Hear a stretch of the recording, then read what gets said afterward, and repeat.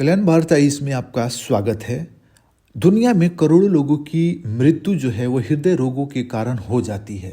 दुनिया में कई करोड़ लोग हृदय रोग से पीड़ित हैं, लेकिन चिकित्सा के इतिहास में एक खोज ने जान डाल दी है, इन करोड़ों लोगों के लिए उम्मीदें पैदा कर दी है। क्योंकि जेब्रा फिश का हृदय पुनर्जनन की क्षमता रखता है और यह फिश हृदय क्षतिग्रस्त होने पर 60 दिनों के भीतर अपनी पूरी कार्य क्षमता को पुनः प्राप्त कर लेता है। सामान्यतः आप देखे होंगे कि मनुष्य का जो हृदय होता है वह क्षतिग्रस्त यदि हो जाए तो मनुष्य का बचना मुश्किल हो जाता है। जैसे हार्ट अटैक की बीमारी होना या हृदय में किसी तरह के विकार जब उत्पन्न होता है तो कई तरह की समस्याएं उत्पन्न होती है, जिसमें जान भी चली जाती है। लेकिन इसके अपोजिट इस मछली में अगर हृदय से संबंधित कोई बीमारी होती है, हृदय से संबंधित किसी तरह का विकृत उत्पन्न होता है, तो यह मछली 60 दिनों के भीतर इसके अंदर वह हृदय पूरी तरह से फिर ठीक हो जाता है। यह क्रांति अपने आप में नई चिकित्सा की संभावनाओं को खोलेगा और मानव हृदय के पुनर्जनन की क्षमता को भी बढ़ा देगा। आखिर यह काम कैसे करता है, इसका डिस्कशन भी हम आगे करेंगे। फिलहाल ये समझिए कि यह क्षमता HMGA1 प्रोटीन की उपस्थिति और इसके सक्रिय होने के कारण संभव हो पाता है। इसको हम आगे डिटेल से समझेंगे। उसके पहले कुछ आंकड़ा देख लेते हैं। जैसे हृदय जो रोग है विश्व भर में मृत्यु के प्रमुख कारणों में से एक है।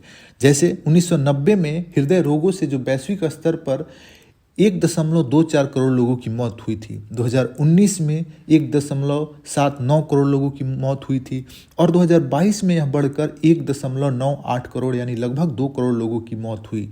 और यह आंकड़ा यानी हृदय रोगों से मरने वालों की जो आंकड़ा है वो 32 वर्षों में लगभग 60% की वृद्धि हुई। तो यह जो हृदय रोग से संबंधित बड़ी समस्या, वैश्विक समस्या है, इसके लिए यह खोज अपने आप में एक वरदान साबित होगी। भारत में हृदय रोगों से संबंधित थोड़ा देख ले आंकड़ा। जैसे 272 प्रति 1 लाख पे मृत्यु हृदय के रोग के कारण होती है, जबकि वैश्विक स्तर पे 235 ही है। वर्तमान में भारत में 9 करोड़ लोग हृदय संबंधित बीमारियों से पीड़ित हैं।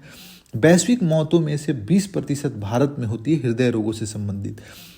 शहरी क्षेत्रों में 450 प्रति 1 लाख पे हैं, जबकि ग्रामीण में कम है, 200 प्रति 1 लाख पे। कारण है कि शहरों का लाइफ स्टाइल थोड़ा बिजी होता है, तनावपूर्ण होता है, खाना पीना उतना शुद्ध नहीं होता है, पर्यावरण प्रदूषण होता है, वायु प्रदूषण, जल प्रदूषण, और गांव में थोड़ा ठीक रहता है। इसके कारण ये गैप आप देख सकते हैं। हिमाचल प्रदेश में हृदय रोगों के कारण होने वाली मौतों का प्रतिशत 14.29 है, जो कि राष्ट्रीय औसत से ज़्यादा है। तो अब आइए समझते हैं कि जेब्रा फिश का जो हृदय है वो कैसे ठीक हो जाता है, कैसे पुनर्जनन हो जाता है इसका। देखिए होता क्या है कि जेब्रा फिश में एक HMGA1 प्रोटीन होता है और यह प्रोटीन प्रमुख भूमिका निभाता है।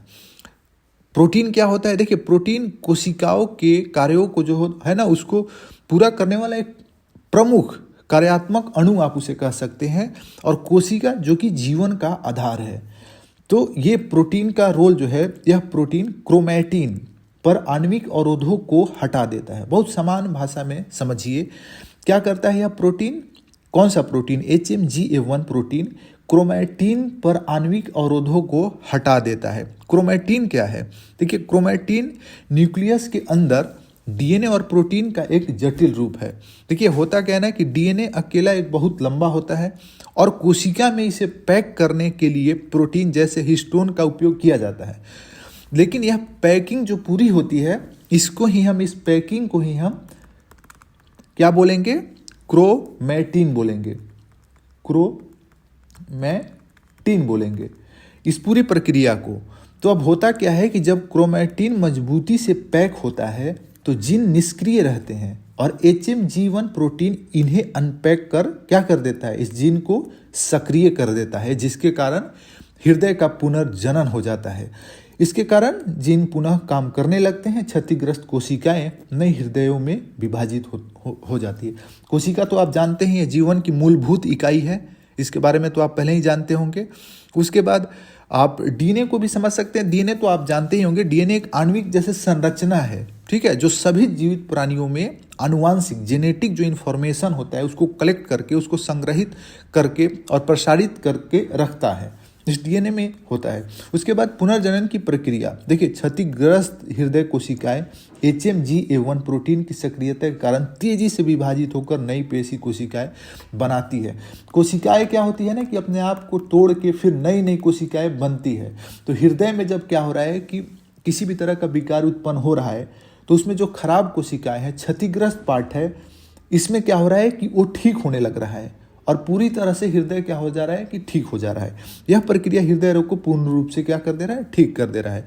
तो क्या मनुष्य और चूहों में HMA-G1 प्रोटीन पाया जाता है और इसमें क्या अंतर है? देखिए HMG1 जो है चूहा और मनुष्य में भी मौजूद है, लेकिन यह कब तक रहता है? यह भ्रूण विकास के दौरान ही सक्रिय रहता है। जैसे ही भ्रूण का विकास हो जाता है तो यह प्रोटीन कोशिकाएं के तेजी से उस समय तो विकास और विभाजन में मदद करता है, लेकिन जब भ्रूण विकास हो जाता है तो उसके बाद चूहा और मनुष्यों में यह जीन क्या हो जाता है, निष्क्रिय हो जाता है। देखिए यह जीन क्या हो गया, हमेशा के लिए निष्क्रिय हो गया, लेकिन यहाँ पे ये जीन क्या हो गया, सक्रिय हो गया। क्यों? HMA-G1 प्रोटीन के कारण। लेकिन यही प्रोटीन मनुष्य में क्या हो रहा है कि निष्क्रिय हो जा रहा है भ्रूण विकास के उपरांत। तो यहीं पे ये मसला है और ये बेहतर अवसर है कि जो मनुष्य में ये निष्क्रिय हो जा रहा है, इसको यदि सक्रिय कर लिया जाए तो मनुष्य का भी हृदय सक्रिय हो जाएगा, ठीक हो जाएगा।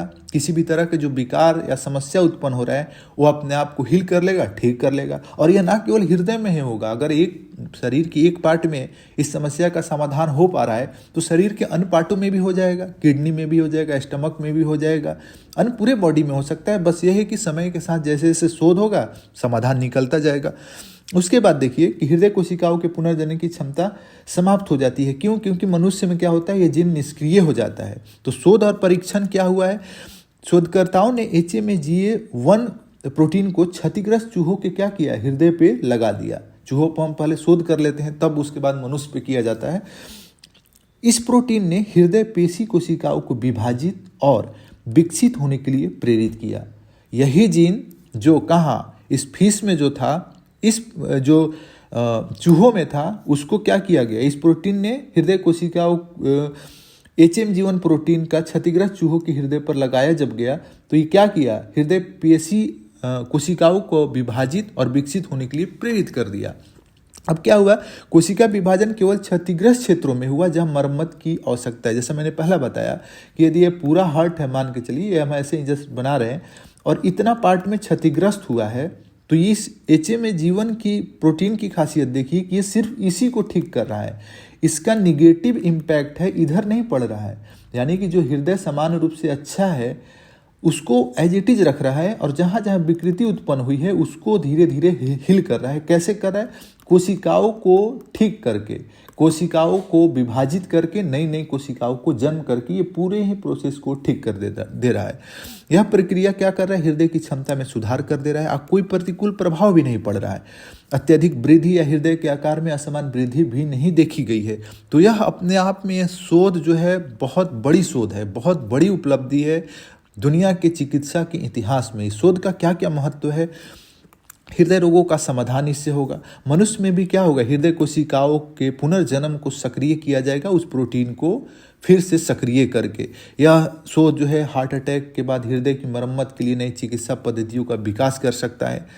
उसके बाद क्षतिग्रस्त हृदय क्षेत्रों में लागू करके कोशिकाओं का पुनर्जनन को बढ़ावा दिया जाएगा। यह प्रक्रिया बिना किसी प्रतिकूल प्रभाव के हृदय को ठीक कर सकती है। इस HMA-G1 प्रोटीन आधारित दवाई विकसित की जाएगी, बड़े स्तर पर दुनिया भर में इसे बांटी जाएगी, जिससे हृदय से संबंधित जो इशू समस्याएं हैं वो ठीक हो, हील हो जाए।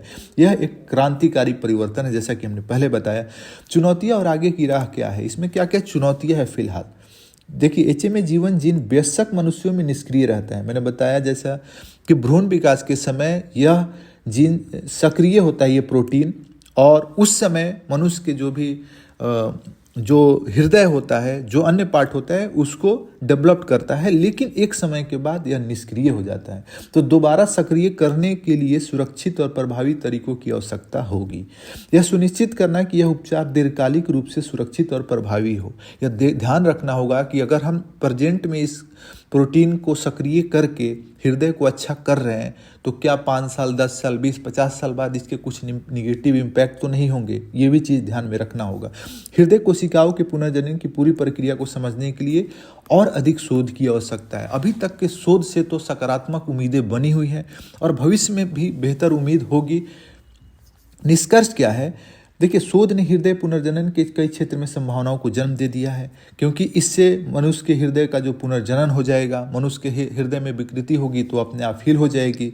ना केवल हृदय रोगों के उपचार के लिए, जैसे मैंने पहले ही बताया, कोशिका पुनर्जनन और चिकित्सा विज्ञान में क्रांति ला देगी। पूरा आपका जो जीवन है, जो पूरा बॉडी पार्ट है, एक एक कोशिकाओं पर निर्भर है और हर बॉडी पार्ट के लिए अलग अलग कोशिका है। कोशिका के बारे में तो आप पढ़े होंगे कि इसे जीवन का मूलभूत आधार बताया जाता है। तो अब इस खोज ने अन्य सभी खोजों के दरवाजे को जो है खोल दिया है।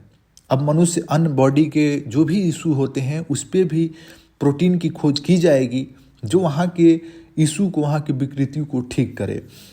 भविष्य में हृदयघात और अन्य हृदय रोगों के इलाज के लिए जेब्राफिश की पुनर्जनन प्रक्रिया को मानव चिकित्सा में शामिल किया जा सकता है, बड़े लेवल पे किया जा सकता है। बड़े लेवल पे हृदय रोग से संबंधित समस्याओं से निदान पाया जा सकता है। तो आज की डिस्कशन में बस इतना ही। कैसा लगा आपको डिस्कशन? आप प्रतिक्रिया दे सकते हैं, कुछ सुझाव हो तो आप उसे भी दे सकते हैं। यदि उसकी उपयोगिता सिद्ध होती है तो हम उसे जरूर लागू करेंगे। बहुत बहुत धन्यवाद।